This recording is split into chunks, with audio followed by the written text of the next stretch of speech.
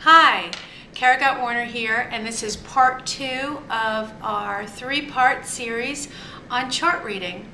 And today I'm going to work on a scroll lace chart with you. And last week we started off by learning the symbols and how to read a chart and a little bit about stitch multiples. But today we're just going to jump right in. So without further ado, let's get started working on our lace chart.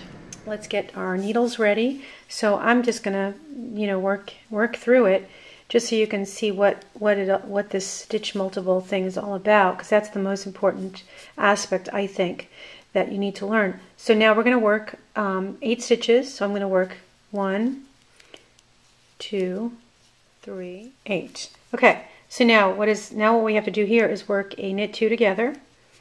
So I'm gonna go ahead and jump into that.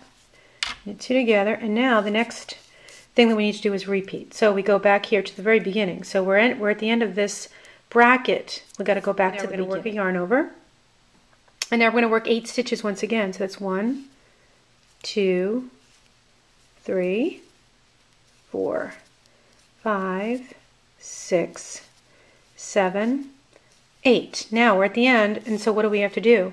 Again, what's this? Down on our chart, it tells us, or our stitch case says, we got to work a knit 2 together. So knit 2 together, and then the very last stitch, which is that balance stitch, is a knit 1, and that is it for one row.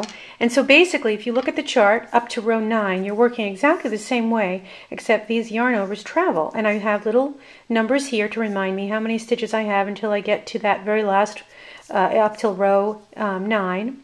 And then, so practice that on your own and join me back here for part 3, and we'll work the remaining half of this chart.